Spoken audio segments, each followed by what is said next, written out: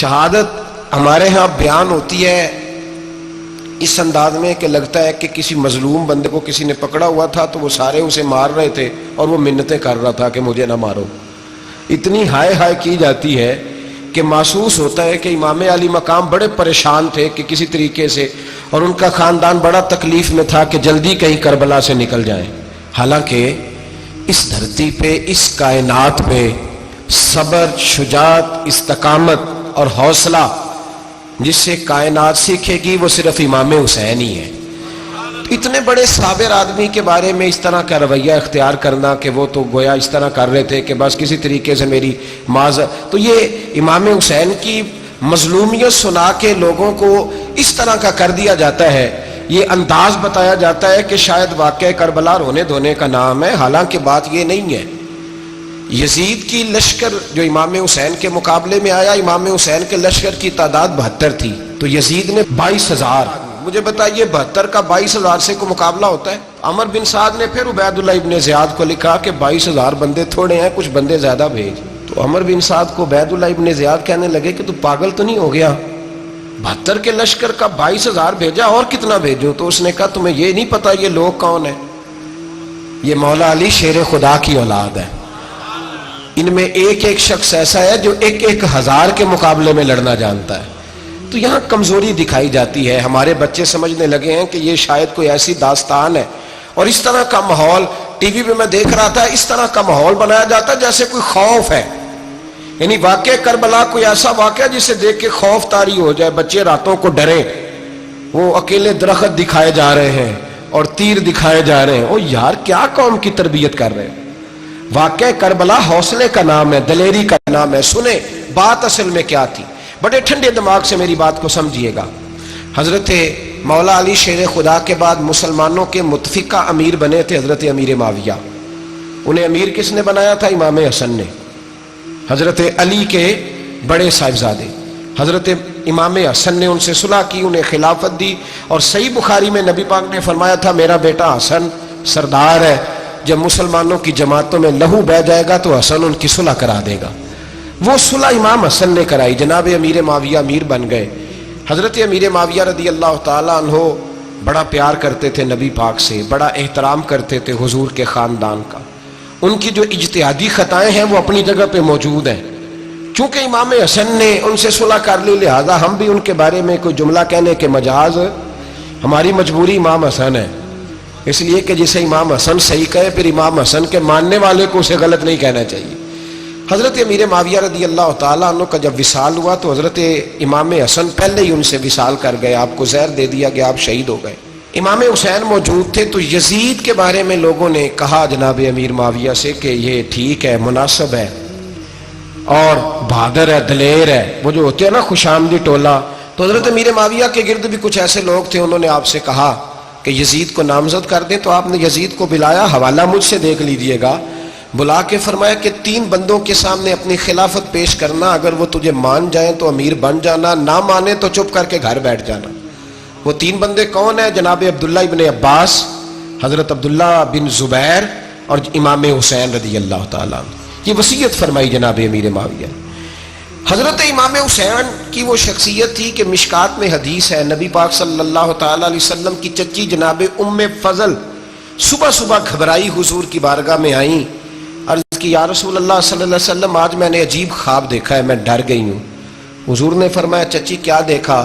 عرض کی حضور میں نے دیکھا ہے کہ آپ کے وجود کا گوشت کا ایک ٹکڑا کٹ کے میری جھولی میں آ گیا ہے. حضور یہ کیا ہے؟ تو محبوب خواب سن کے مسکرائے، فرمایا چچی یہ پریشانی والا خواب نہیں، یہ تو خوشی والا خواب ہے.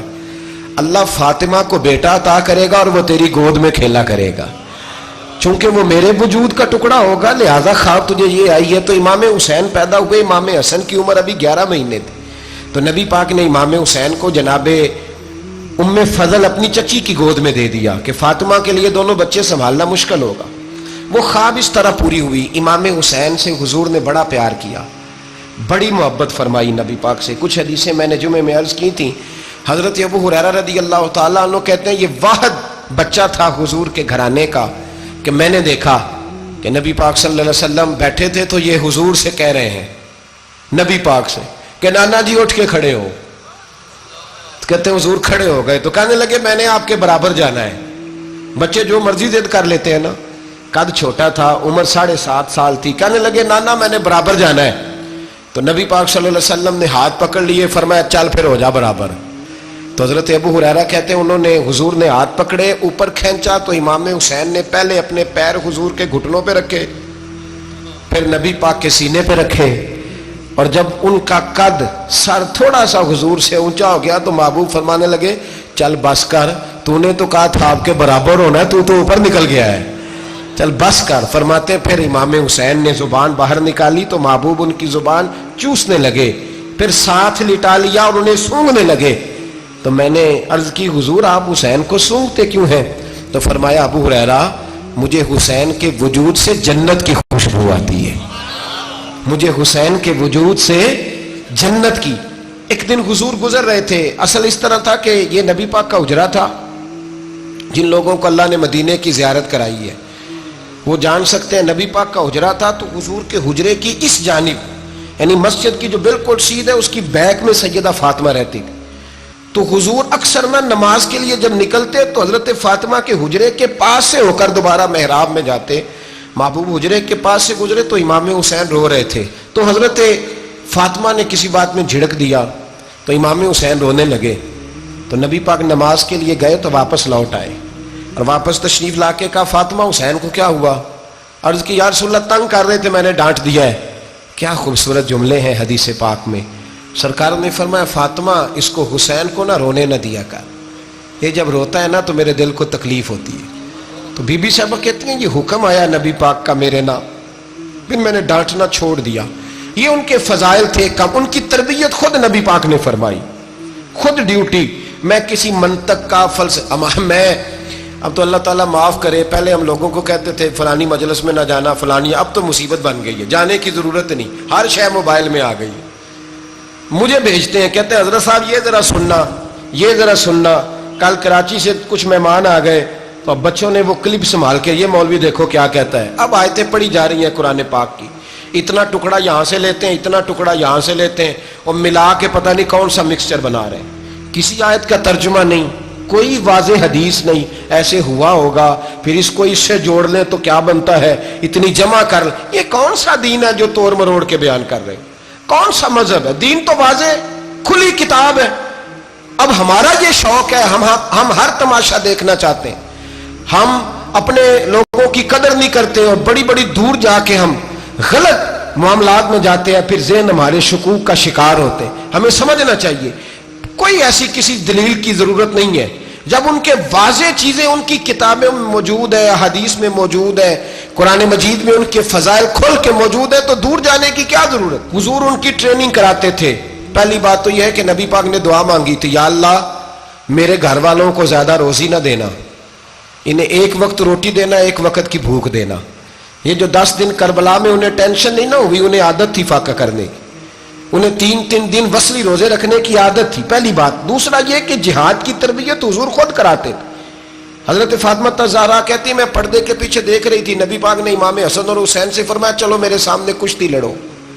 تو دونوں حضرات آپس میں جب کشتی لڑنے لگے تو نبی پاک نا امام حسن کو کہتے ہیں حسن حسین کو ٹانگوں سے پکڑو, حسن حسین کو پیچھے سے پکڑو. جب نبی پاک بار بار امام حسن کو بتا رہے تھے تو سیدہ پیچھے سے بول پڑی, کہنے لگی یا رسول اللہ آپ چھوٹے کو بتائے, آپ بڑے کو بتا رہے. بڑا تو پہلے 11 مہینے بڑا ہے, تو آپ چھوٹے کو بتائے بڑے کو بتا رہے. تو فرمایا فاطمہ تو چپ کرنا, جو میں دیکھ رہا ہوں تو نہیں نہ دیکھ رہی, ایک کو میں بتا رہا ہوں دوسرے کو جبریل امین بتا رہے ہیں. تو یہ حضور نے اپنے سامنے ان کی تربیت کی, ٹریننگ. ہوا یہ کہ یزید جب امیر بنا نا, 2-3 چیزیں ہوتی ہیں جب کسی بندے کو قابو کرنا ہوتا ہے, 2-3-4-5 چیزیں ایسی ہوتی ہیں جس سے بندہ قابو آتا ہے. تو اس نے بھی فوری طور پہ یزید نے دیکھا میرے لیے مسئلہ کیا بن سکتا ہے. ولید بن عتبہ اس وقت مدینے کا گورنر تھا. یزید نے اس کو خط لکھا کہ امیر عرب کا رواج آج بھی ہے کہ جب تک نئے خلیفہ کی بیعت نہیں ہو جاتی پرانے کے انتقال کی خبر ہی نہیں دیتے, اس کو رکھے رکھتے ہیں. یہ ان کا طریقہ ہے. وہ کہتے ہیں کہ ولی عہد اچھی طرح قبضہ کر لے پھر بتائیں گے. حضرت امیر معاویہ کا وصال ہو گیا, بتایا نہیں. یزید نے اب کیا کیا, چونکہ بڑا چلاک آدمی تھا, بڑا شاطر تھا, بڑا تیز تھا, اس نے ولید کو خط لکھا, کہنے لگا کہ فوری طور پہ عبداللہ ابن عباس کو بلاؤ اور اسے کہو میری بیعت کریں. یہ جو بیعت ہوتی تھی نا، یہ بھی سن لے کیا ہوتی تھی. یہ بیعت حلف ہوتا تھا کہ میں اللہ رسول کے نام پہ حلف دیتا ہوں کہ میں یزید کی اطاعت کروں گا، میں اس کے خلاف کوئی بغاوت نہیں کروں گا. یہ بیعت لوگ سمجھتے ہیں کہ بس ہاتھ پکڑنے کا نام بیعت تھا. اس بیعت کا متبادل جمہوری ملکوں کے اندر ووٹ آیا ہے. تو کہا بیعت کریں. حضرت عبداللہ ابن عباس کو بھی بلاؤ، عبداللہ بن زبیر کو بھی بلاؤ، امام حسین کو بھی بلاؤ. امام حسین آدھی رات کے وقت بیٹھے تھے مسجد نبوی میں، چونکہ پانچوں نمازوں کی آپ امامت کرتے. امام حسین نماز پڑھا کے عشاء کی بیٹھے تھے. جناب عبداللہ بن زبیر، عبداللہ بن زبیر کون تھے؟ یہ نبی پاک صلی اللہ علیہ وسلم کی پھوپھی پوتے تھے اور جناب صدیق اکبر کے نواسے تھے حضرت عبداللہ بن زبیر. اور جناب زبیر بن عوام عشرہ مبشرہ صحابی ہیں، ان کے بیٹے تھے. بہت زیرک آدمی تھے. یہ بھی امام حسین کے پاس بیٹھے تھے. عبداللہ ابن عباس بھی تھے جو حضور کے چچا کے بیٹے ہیں، اس امت کے پہلے مفسر ہیں قرآن پاک. یہ لوگ بیٹھے تھے. تو ولید نے ایک بندہ بھیجا، اس نے آ کے کہا جناب آپ کو گورنر صاحب نے بلایا ہے.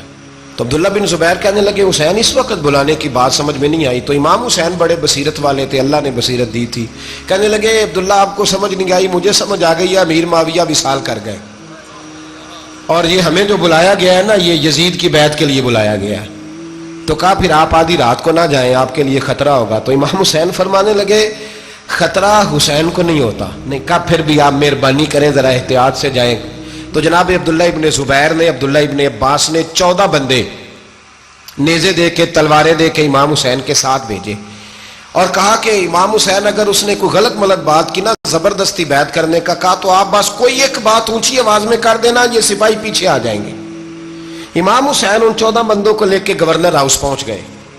جب آپ وہاں پہنچے اس نے بتایا، اس نے کہا جی حضرت امیر معاویہ انتقال کر گئے اور آپ نے یزید کی بیعت کرنی ہے. تو امام حسین فرمانے لگے میں چھپ کے بیعت نہیں کروں گا، مجمع لگاؤ، جمعے والے دن اعلان کرو. جو طریقہ ہے حضرت ابوبکر صدیق کا، جو طریقہ ہے حضرت عمر فاروق کا، جو انداز حضرت عثمان غنی کا ہے، جو مولا علی کا ہے، سر عام اعلان کرو. اگر ساری دنیا یزید کی بیعت کرے گی تو میں بھی تیار ہوں. تم مجھ سے بیعت لے کے پھر لوگوں کو بتانا چاہتے ہو کہ حسین بیعت ہو کر رہے ہیں تو تم کیوں نہیں کر رہے؟ میں عام آدمی نہیں ہوں، لہذا چھپ کے بیعت نہیں کرتا. جب یہ بات کی نا تو ولید بڑا نرم دل تھا اور امام حسین کی شان کو جانتا تھا. وہ جانتا تھا یہ نبی پاک کا خاندان ہے. اس نے کہا جی مجھے تو حکم تھا، باقی آپ حضور کے نواز ہیں، میں کر کچھ. وہاں ایک بڑا بدبخت شخص بیٹھا تھا، عبد الملک بن مروان. وہ ولید سے کہنے لگا کہ اگر حسین آج تمہارے ہاتھ سے نکل گئے تو تمہارے لیے بہت بڑا مسئلہ کھڑا ہو جائے. انہیں جانے نہ دینا، یا بیعت کراؤ یا ان سے کہو جنگ کے لیے تیار ہو. تو امام حسین رضی اللہ تعالیٰ عنہ کے کانوں میں آواز گئی تو فرمانے لگے ابن مرجانہ، اگر تیرے اندر جرت ہے تو آ سامنے حسین کے، اس کے کانوں میں باتیں نہ کر، کانا پھوسی نہ کر، باہر آ میدان میں، شرارت نہ کر، باہر آ. میں تمہیں ابھی بتاتا ہوں کہ حسین سے مقابلہ کرنے کا انجام کیا ہے. یہ کہہ کہ امام حسین باہر نکلے، اپنے بھائی محمد بن انفیہ کو بلایا، عبداللہ بن زبیر، عبداللہ ابن عباس، ڈھیر سارے لوگ اکٹھے ہو گئے. فرمایا یہ معاملہ ہے، اب کیا کرنا ہے؟ تو وہ کہنے لگے حضور وقت ابھی مناسب نہیں ہے، آپ اس طرح کریں یہاں رکے، ہم مکے سے، عراق سے، کوفے سے لوگوں کو بلاتے ہیں، یہاں ایک بڑی مجلس مشاورت قائم کرتے ہیں. امام حسین فرمانے لگے اگر تم مشاورت قائم کرو گے تو ولید اور عبد الملک بن مروان وہ تو جنگ کرنے کو تیار ہیں، اور نبی پاک نے فرمایا ایک مینڈا ہوگا جس کی وجہ سے مدینے کی گلیوں میں لہو بہے گا. فرمانے لگے میں وہ بکرا، وہ مینڈا نہیں بننا چاہتا. کہا پھر آپ کیا کریں گے؟ تو امام حسین رو پڑے. فرمانے لگے میں مدینہ چھوڑ جاؤں گا لیکن مدینے کی حرمت پامال نہیں ہونے دوں گا. امام علی مقام آدھی رات کے وقت نکلے. سیدہ فاطمہ کا دروازہ ایک اس دن تھا جس دن حضرت مولا علی کوفے چلے گئے اور دوبارہ آج تالا لگا جب امام حسین نکلے. آپ جنت البقیع کے پیچھے کھڑے ہو کے حضور کا روضہ دیکھنے لگے. اس وقت گنبد تو نہیں ہوتا تھا، روضہ دیکھنے لگے. نانا تیرے کرم کے خزینے کی خیر ہو، میں جا رہا ہوں تیرے مدینے کی خیر ہو. سارا خاندان لے گئے، مکے تشریف لے گئے. حج کے ایام قریب آنے والے تھے. امام حسین نے وہاں لوگوں سے باتیں کی. جب امام حسین وہاں پہنچے تو کوفے سے خط آنے لگے. کوفہ حضرت علی کا دارالخلافہ تھا، وہاں آپ کے محبین، پیار کرنے والے ڈھیروں تھے. انہیں خط لکھے کہ حضور آپ چپ کر کے بیٹھے ہوئے ہیں اور ہمارے اوپر یزید مسلط ہو گیا ہے. آپ اگر میدان میں نہیں نکلیں گے، آپ نہیں آئیں گے تو ہم اللہ کی بارگاہ میں شکوہ کریں گے کہ کوئی ہماری کمان کرنے کو تیار ہی نہیں ہوا. اور وہ خط 1 2 3 نہیں آئے, وہ خط اتنے تھے کہ 3 بوریوں میں بھرے تھے امام حسین نے, 3 بوریوں میں. اب مجبوری ہو جاتی ہے, حق کے لیے کئی دفعہ بات کرنا مجبوری ہوتی ہے, اگر نہیں کرے گا تو پھر اس کو بھی قبر میں جواب دینا پڑے گا. امام علی مقام رضی اللہ تعالیٰ عنہ نے مکے میں اب لوگوں کو جمع کیا مشورے کے لیے. ہر بندے نے کہا حضور وہ بلا تو رہے ہیں پر اپنے وعدوں کے پکے. کہا حضور وہ پکے نہیں, آپ نہ جائیں. ہر بندے نے کہا حالات ٹھیک نہیں, حالات گراؤنڈ ریالٹی صحیح نہیں. یہی مشورہ آج بھی ہر بندہ دیتا ہے, ابھی حالات نہیں. اتنے خراب حالات کبھی نہیں ہوئے تھے جتنے امام حسین کے دور میں تھے. لیکن فرمایا میں دین کے خلاف غلط حکمران کو مسلط ہونے کی اجازت, بول کے بتائیے, بول کے, غلط حکمران کو مسلط ہونے کی اجازت, مزاحمت کروں گا, مخالفت کروں گا. امام کہنے لگے کوئی بات نہیں, وہ میرے ساتھ چلے نہ چلے لیکن میں کوفے جاؤں گا. وہ لوگ میرے ساتھ کھڑا ہونے کو تیار ہے تو وہ جھوٹ ہے یا سچ ہے پر میں چلوں گا. جب امام علی مقام نے اصرار فرمایا تو جو آپ کے قریبی صحابہ کرام کی اولادیں تھی ساری, یہ بھی اب بیماری ہے. کچھ لوگ کہتے ہیں جی صحابہ نہیں ساتھ چلے, تو میں کہتا ہوں اہل بیت نبوت کے تو کل افراد 21 تھے, تو 72 میں باقی اولادیں کس کی تھیں؟ وہ ساری صحابہ کی اولادیں تھیں. وہ سارے, پتہ نہیں کیوں اس طرح کا فلسفہ بیان کیا جاتا ہے جس میں حالات خراب ہو. حضرت سیدنا امام علی مقام کو جب بہت زیادہ کہا گیا نا, تو امام حسین رضی اللہ تعالیٰ انہوں نے فرمایا چلو میں ایک کام کرتا ہوں, مسلم بن عقیل کو بھیجتا ہوں. حضرت علی کے بھتیجے ہیں, امام حسین رضی اللہ تعالیٰ عنہ کے چچا کے بیٹے ہیں, حضرت عقیل کے صاحبزادے مسلم بن عقیل. بڑے سمجھدار آدمی تھے, معاملہ فہم تھے, بڑے جری تھے. اتنا زبردست مشورہ کم لوگ دیتے ہیں جتنا حضرت مسلم بن عقیل دیتے تھے. ان کو بھیجا گیا کوفے. اب اس میں بڑی تفصیل ہے, وہ اپنے 2 بچے بھی لے گئے. جب وہ کوفے پہنچے نا, تو کوفے پر جناب نعمان بن بشیر کی حکومت تھی. آپ گورنر تھے اور اہل بیت سے بڑی عقیدت رکھنے والے, نرم رویہ. عبید اللہ ابن زیاد کوفے کا گورنر نہیں تھا, یہ کسی اور علاقے کا تھا. جب آپ وہاں پہنچے تو نعمان بن بشیر نے دیکھا کہ حضرت مسلم بن عقیل آئے ہیں, تو لوگ دوڑے ان کی بیعت کرنے, بھاگے. اتنے لوگ جمع ہوئے کہ ایک دن میں 17,000 آدمی نے بیعت کر لی. کتنے بندے جی؟ 17,000 آدمی ایک دن آیا. اب وہ جو امام مسلم بن عقیل کے وہاں نعرے لگانے والے تھے, کہنے لگے حضور یہ پہلے دن کی کارکردگی ہے, 2-4 دن میں دیکھیے کیا ہوتا ہے. 2-4 دن میں کیا ہوا, 40,000 آدمی نے بیعت کر لی. اب وہ 40,000 بندہ تیار ہو گیا. ادھر سے جو یزید کے وفادار تھے انہوں نے خط لکھا یزید کو کہ تو نے بڑا نرم آدمی گورنر بنایا ہے اور 40,000 بندہ چلا گیا حسین کی طرف. اگر ایک دن مسلم بن عقیل اور رہے تو جو تمہارا گورنر بیٹھے ہیں نا جناب نعمان بن بشیر, ان کو گورنر ہاؤس سے نکال کے مسلم بن عقیل قبضہ کر لیں گے. تو چپ کر کے بیٹھا ہے. یزید بڑا تیز تھا, اس نے ایک آدمی گھوڑے پہ دوڑایا. عبید اللہ ابن زیاد ایک اور علاقے کا گورنر تھا, پر بڑا ظالم سا بدماش تھا, بڑا سخت گیر آدمی تھا. اس کو کہا کہ تو پہلے ایک صوبے کا گورنر ہے, جا تجھے دوسرا صوبہ بھی دیا. اس طرح کار فوری طور پہ کوفے پہنچ اور جا کے مسلم بن عقیل کو گرفتار کر, جو آدمی ان کا ساتھ پھر بھی دے اسے قتل کر دے. اس نے کیا کیا, وہ آدھی رات کو آیا, منہ چھپایا, جبہ پہنا, لوگ سمجھے امام حسین آ گئے.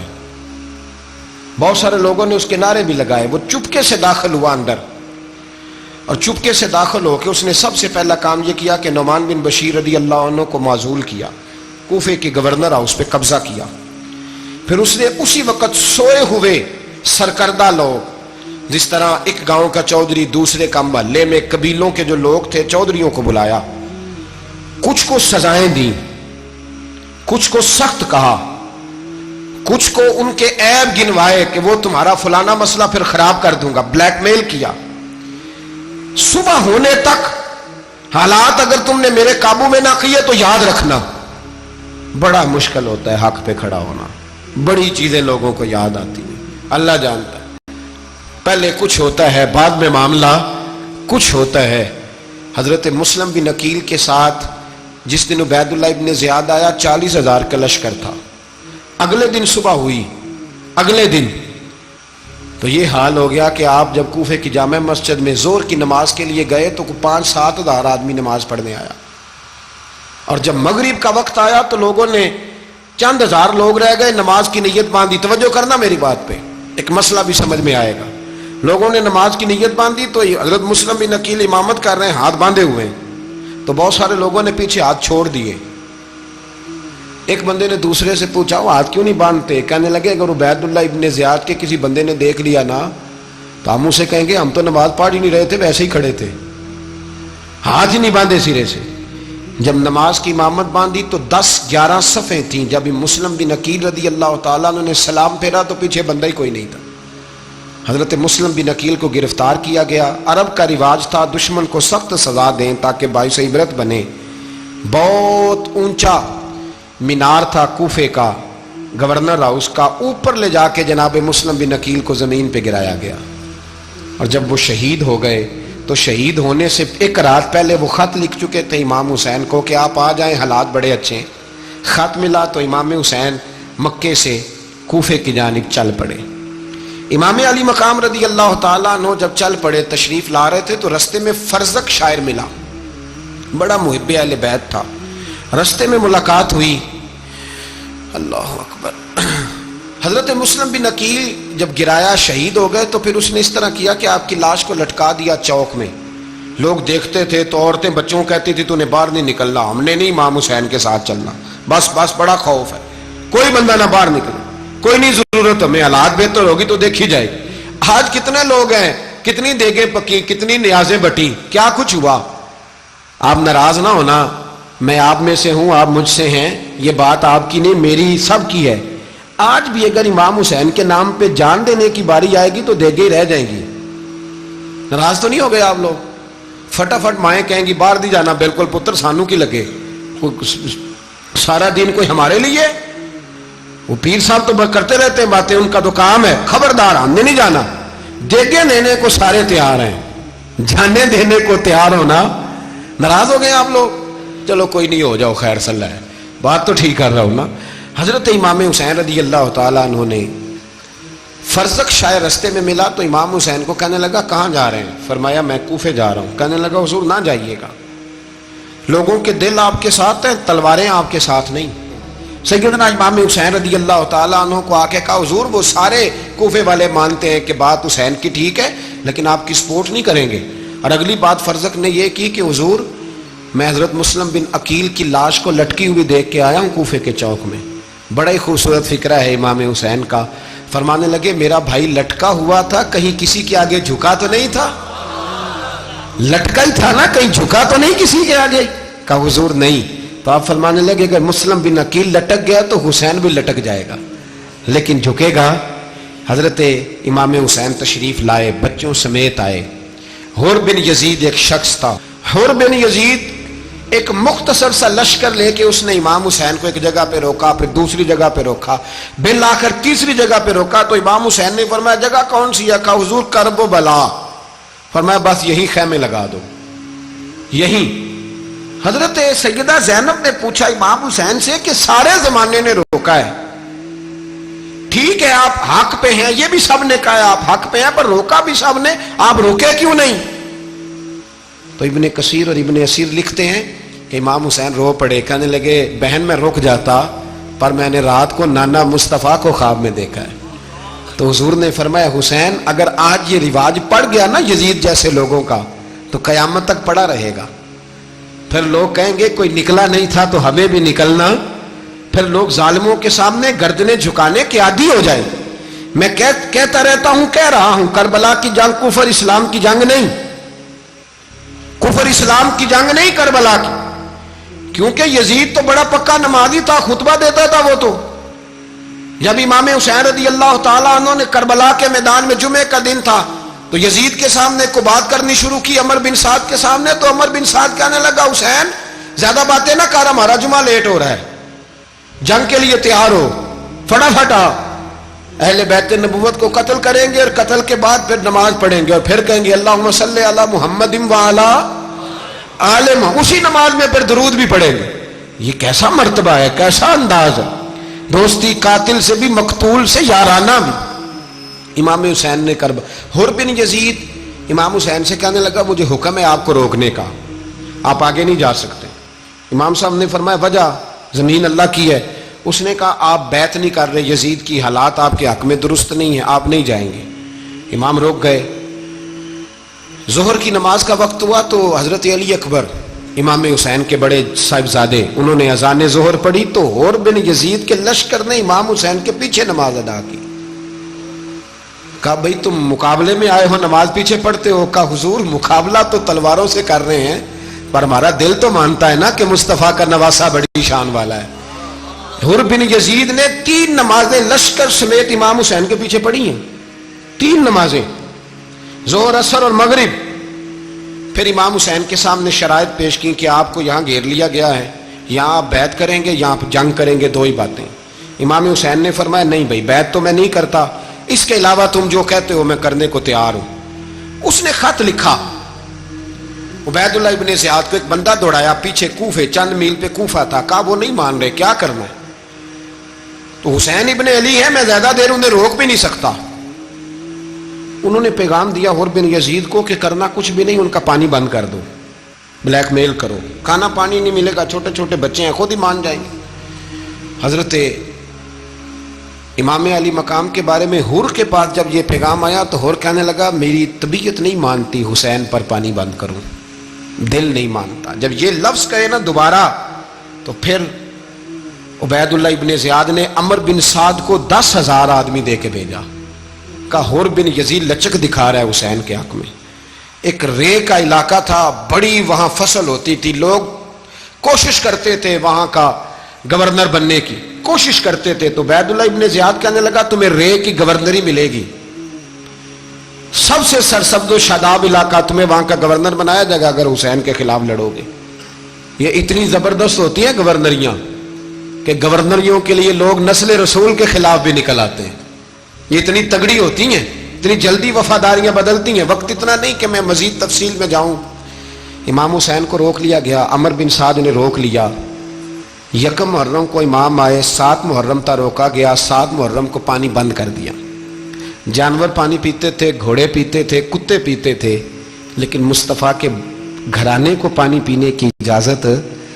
3 دن تک پانی بند رہا. 9 محرم کو عمر بن سعد نے اور لوگ بلائے. شمر ایک بڑا سخت آدمی تھا, سنگ دل بدبخت, جس نے حضرت علی اصغر کے گلے پر تیر مارا تھا, وہ اور لشکر لے کے آیا. رات کو کہنے لگا امام حسین رضی اللہ تعالیٰ عنہ سے کہ بس بڑا ہو گیا, یہ 9-10 محرم کی درمیانی رات, یہاں آپ جنگ کریں گے یا آپ بیعت کریں گے, 2 ہی باتیں. امام حسین اندر گئے, سیدہ زینب سے مشورہ کیا, باہر آئے, فرمایا بات وہی ہے جو پہلے دن والی ہے. امام حسین رضی اللہ تعالیٰ عنہ نے فرمایا بھائی بیعت تو میں نہیں کرتا, باقی جو تمہارا پروگرام ہے. شمر اور ابن سعد کہنے لگے پھر جنگ کے لیے تیار ہو جائیں. کیا انداز ہے امام حسین کا. فرمانے لگے کل جنگ کروں گا, مجھے پتا تو ہے جنگ کا نتیجہ کیا نکلنا ہے, 1 رات مجھے دے دو تاکہ میں کھل کے اپنے رب کی عبادت تو کر لوں. حسین نے جانا ہے, مجھے پتا ہے کل رزلٹ 72 اور 22,000 کا کیا 1 رات مجھے دو, میں مالک سے راز نیاز تو کروں.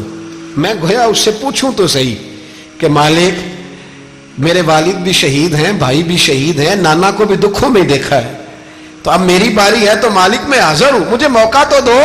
اس لیے کہ میرے نانا نے بدر میں بھی ساری رات عبادت کی تھی, صبح مجھے موقع دو. اور دنیا کا اصول ہے جب کوئی موقع مانگتا ہے تو دیا جاتا ہے. یہ دونوں کہنے لگے کوئی موقع نہیں. حر بن یزید پیچھے سے بولا, کہنے لگا نہیں بدتمیزی نہ کرو, حسین کو موقع دو, تمہیں دینا پڑے گا. موقع دیا. حر بن یزید نے پھر منت کی, کہا حضور آپ مہربانی کرے مان جائیں. فرمایا ماننے والا کھاتا کوئی نہیں. یہ بڑا مشکل کام ہے بھائی. ضمیر کا سودا اب تو عام ہو گیا, بازار لگتے ہیں, ریٹ لگتے ہیں, اپنی اپنی چاہتوں پہ لوگوں نے اپنے اپنے انداز سجائے ہوئے. کوئی آدمی بس اچھے طریقے سے نام لے لے تو بس ہم اس کے پیچھے چل جاتے ہیں. اب تو عام ہو گیا یہ معاملہ. امام حسین نے فرمایا ہو ہی نہیں سکتا, ممکن ہی نہیں ہے. ساری رات عبادت میں گزری, ریاضت میں گزری. تہجد کا وقت ہوا تو گھر والوں کو بلایا, فرمایا دیکھنا تمہاری سی کی آواز نہ باہر آئے, خبردار سی کی آواز نہ آئے. اور امام زین العابدین سے فرمایا تو بیمار ہے, تو جہاد نہیں کرے گا, لیکن خیال رکھنا پیچھے. اور بڑی قیمتی بات بتا رہا ہوں, ہماری بیویاں کسی کے گھر میت ہو جائے تو 4 دن بخار نہیں اترتا, امام علی مقام نے سیدہ زینب سے فرمایا تو بڑی ہے، میری بہن ہے، پیچھے سارے بچے ہیں، جوان ہیں، ان کے حوصلے تیری ذمہ داری ہیں۔ صبح جنگ کا طبل بجنے لگا، فجر کی نماز پڑھی، سورج چڑھا، 10 محرم کا دن، جمعے کا وقت، جناب سیدنا امام حسین رضی اللہ تعالیٰ عنہ نے ریت پر سجدے کیے، لمبے سجدے، لمبی نماز، سورۃ الشمس کی آیات دوسری رکعت میں پڑھی تو سارا کربلا گونجنے لگا۔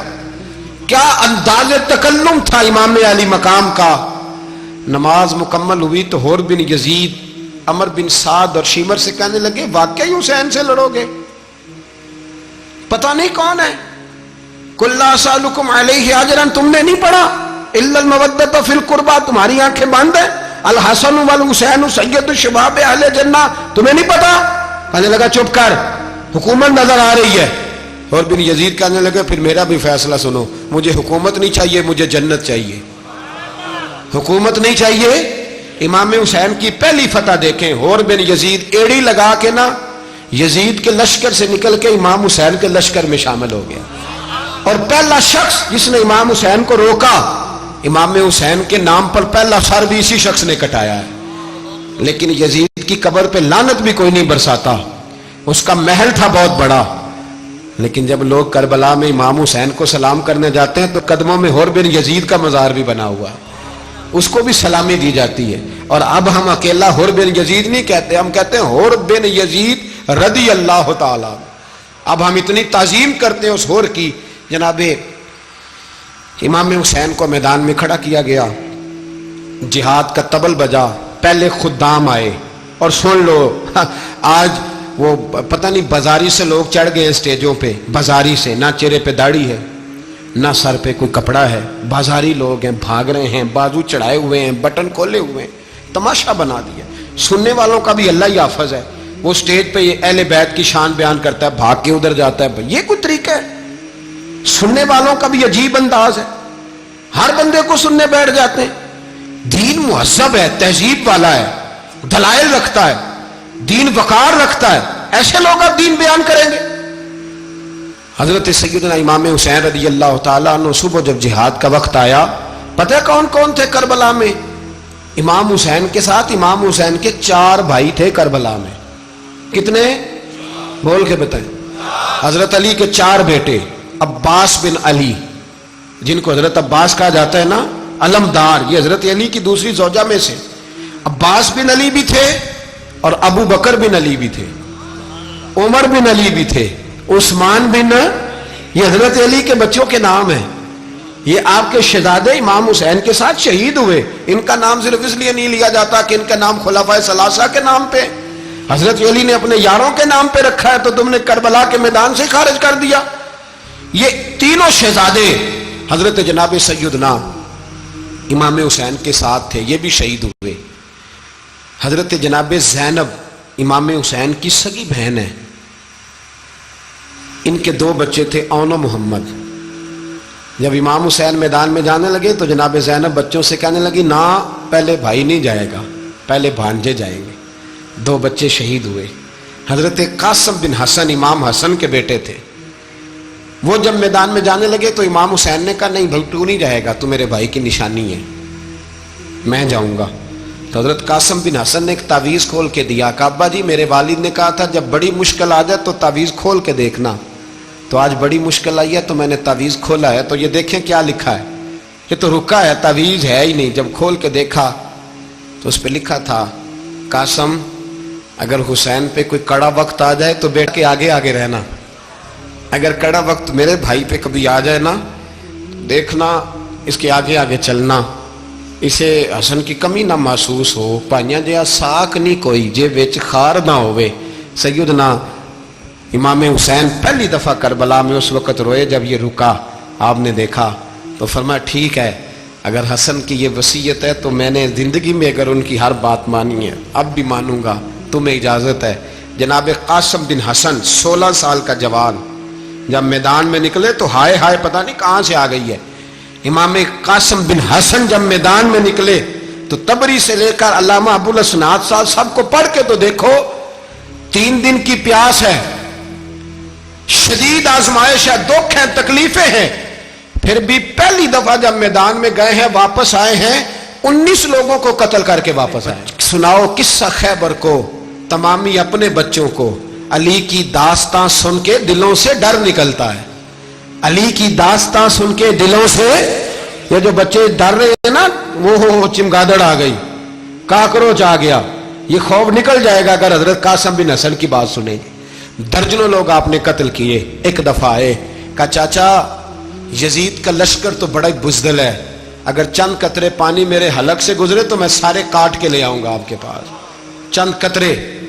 لیکن تھوڑی دیر گزری، عمر بن سعد کہنے لگا اکیلے اکیلے جاؤ گے تو علی کا پوتا ہے، یہ سب کو مار دے گا، کٹھے جاؤ. چاروں جانب سے تیر برسے، ایک تیر لگا آ کے گردن کے پیچھے، بس جناب سیدنا قاسم بن حسن گھوڑے سے نیچے گرے. تو جناب زینب حوصلہ کر کے آنسو سمیٹ کے کہنے لگی میں دیکھ رہی ہوں پردے کے پیچھے سے حسین میرے بھائی کا بیٹا گر گیا ہے، جا اسے اٹھا کے لا. حضرت امام حسین ان کو اٹھا کے لائے تو امام حسین نے سینے سے لگایا ہوا تھا تو ان کے پیر، ان کا قد لگتا تھا امام حسین سے زیادہ ہے. اٹھا کے لایا، لٹا دیا گیا.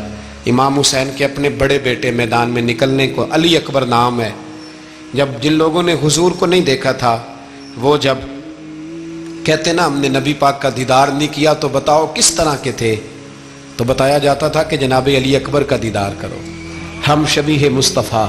اور جب وہ گلیوں میں نکلتے تھے تو عورتیں چھتوں پہ چڑھ جاتی. جناب علی اکبر رضی اللہ تعالیٰ عنہ تلوار لے کے میدان میں نکلے، جوان بیٹے دینے بڑے مشکل. او یارو رٹا کیا ہے یہ تو بتاؤ، کہ ظالم آدمی حکمران، یار یہ رٹا ہے، ایک ظالم کا رستہ روکنا ہے، اس رٹے کے لیے ہم شبیہ مصطفیٰ. جناب سیدنا امام علی اکبر میدان میں نکلے، بڑے لوگ مارے، بڑے. پھر ایک تیر ان کے بھی گلے میں لگا، اور جب وہ گرے نا زمین پہ تو حضرت امام حسین دوڑ کے آئے، دوڑ کے، اور جب تشریف لائے تو ان کے گلے سے تیر کھینچا تو ایک جملہ لکھا ہے صاحب تبری نے، اس نے حد کر دی. کہنے لگے تیر کھینچا تو امام حسین کی آنکھوں میں آنسو آئے. کہنے لگے کاش جناب ابراہیم آج میرے سامنے ہوتے تو میں انہیں کہتا کہ آپ نے تو بیٹا ذبح کرتے وقت آنکھوں پہ پٹی باندھی تھی، دیکھو میں کھلی آنکھوں سے بچے ذبح کر رہا ہوں، کھلی آنکھوں. کاش جناب ابراہیم خلیل ہوتے تو انہیں کہتا. جناب علی اکبر بھی شہید ہوئے. حضرت علی اصغر کو تو اچانک اٹھایا تھا امام حسین، باہر نکلے تو گردن پہ تیر لگا تو 6 مہینے کا بچہ وہ بھی شہید ہوا. خون اچھالا آسمان کی طرف تو کہا مولا دیکھ لے، میں نے 6 مہینے والا بھی نہیں بچایا، وہ بھی دے دیا ہے. پھر حضرت عباس کو بیٹیوں نے کہا کہ اب نہ، کچھ کہتے ہیں پہلے شہید ہوئے، کچھ نے لکھا بعد میں، اب ہم سے پانی کے بغیر نہیں رہا جاتا. تو جناب عباس پانی کا مشکیزہ لے کے نکلے باہر، ایک ہاتھ کٹا، دوسرے پہ مشکیزہ وہ بھی کٹا. پھر پانی تو بھر لیا تھا، لا نہ سکے، پھر گردن کٹی تو شہید ہوئے. بچوں کی بھی شہادت ہوئی. پر جب ان کا لاشا اٹھایا تو امام حسین کہنے لگے مولا اب نہ حسین کی کمر کمزور ہو گئی ہے، اب کمزور ہو. اور بھائی ایک میت ہو جائے تو 4-5 دن تو پوری آنکھیں نہیں کھلتی، کیسا جری خاندان ہے. تھوڑی دیر گزری تو امام علی مقام نے پٹکا باندھا، سر پہ دستار باندھی، مولا علی کی تلوار پکڑی، نبی پاک کا امامہ باندھا اور گھوڑے پہ سوار ہوئے. تو کہنے لگے زینب گھر تیرے حوالے اور میں اللہ کے حوالے، گھر تیرے حوالے اور میں.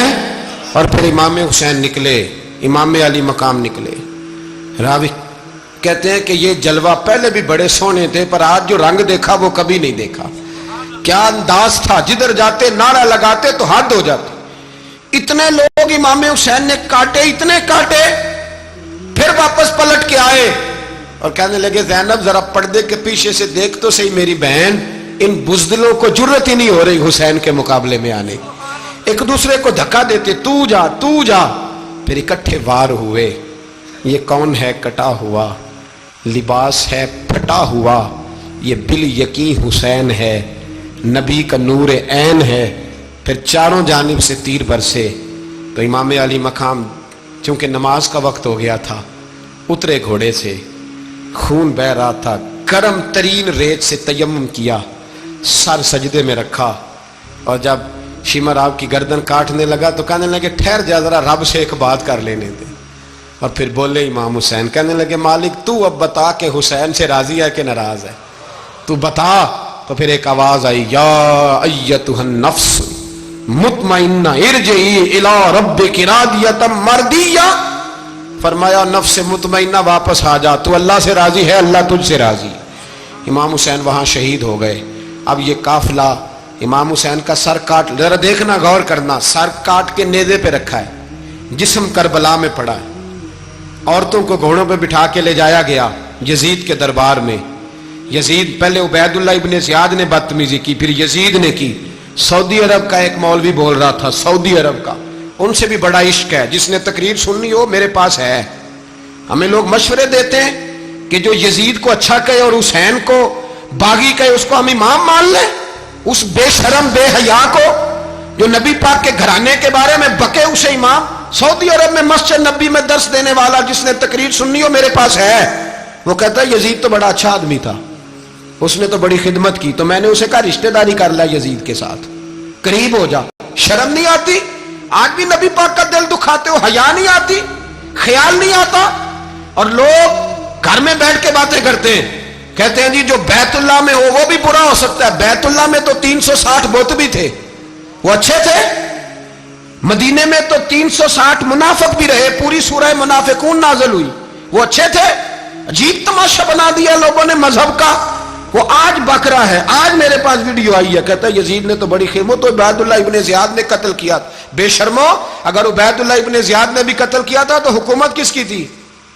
बोले, बोल के बताएं। तो फिर यजीद ने उबैदुल्लाह इब्ने ज़ियाद को सजा क्यों नहीं दी, बल्कि एक जगह 2 गवर्नरियां दी उसको? ये हाल किया। बल्कि सुनो, जो हदीस पाक में आता है वो ये है कि यजीद छड़ियां मार रहा था, छड़ियां। इमाम हुसैन के लबों पे तो नुमान बिन बशीर सहाबी थे, बोल पड़े, कहने लगे ओ यजीद बदबख्त, हाथ पीछे उठा, मुझे अल्लाह की इज्जत की कसम मैंने सैकड़ों बार नबी पाक को इन होंठों को चूमते देखा है। हजरत जनाबे ज़ैनब औरतों के मजमे में पीछे होके बैठी हैं। यजीद के पास जब पहुंचा लश्कर तो यजीद कहने लगा देखो अल्लाह ने मुझे इज्जत दी और मेरे मुखालिफों का क्या हाल हुआ। तो बीबी ज़ैनब बोल पड़ी, इतने सदमे सहे पर आवाज तवाना है, जानदार है। हजरत सैयदा ज़ैनब ने जब सुना ना कि ये कह रहा है कि मुझे अल्लाह ने इज्जत दी, तो जनाब ज़ैनब बोली, नुमान बिन बशीर कहते हैं बीबी बोली, इतने सदमे हैं पर जनाब ज़ैनब बोली अल्लाह अकबर, इस अंदाज में बोली कि पहले कुरान मजीद की आयत पढ़ी, कहने लगी वतुइज़्ज़ु मन तशा वतुज़िल्लु मन तशा बियदिकल खैर इन्नका अला कुल्लि शैइन कदीर। और फिर कहने लगी यजीद तू बकता है, कहता है कि तू इज्जत वाला हो गया, ये तेरी हुकूमत है, 4 दिन गुजरने दे, तुझ पे कोई लानत भी नहीं बरसाएगा और मेरे भाई का कयामत तक मिंबरों में और खुतबों में जिक्र हुआ करेगा, वक्त गुजरने दे। जब जनाबे बीबी ज़ैनब बोल रही थी तो हुजूर के एक नबीना सहाबी पास बैठे थे, जनाबे नुमान बिन बशीर का हाथ हिलाया, हिला के कहने लगे क्या अली आ गए? तो अली की आवाज लगती है, जिब्रील अमी बोल रहे हों जैसे, हिकमत के गोहर रोल रहे हों जैसे, दरबार दमिश्क में बीबी ज़ैनब का खिताब मिंबर पे अली बोल रहे हों जैसे। मेरे भाई बस करबला वाला काफिला तो मदीने पहुंच गया। 3 साल यजीद ने हुकूमत की, शराबें आम हो गई, मक्के पे हमला हुआ, खाना काबा का गुलाफ जला, मदीने पे उसने हमला किया। 3 दिन मस्जिद नबवी में उसने घोड़े बांधे, मस्जिद नबवी में सहाबा को निकाल के अपना उसने इमाम मुकर्रर किया, लेकिन फिर उम्मत ने उसे कबूल न किया, फिर वो रुसवा हुआ और आज तक वो रुसवा है। लेकिन इमाम हुसैन का नाम कल भी जिंदा था और आज भी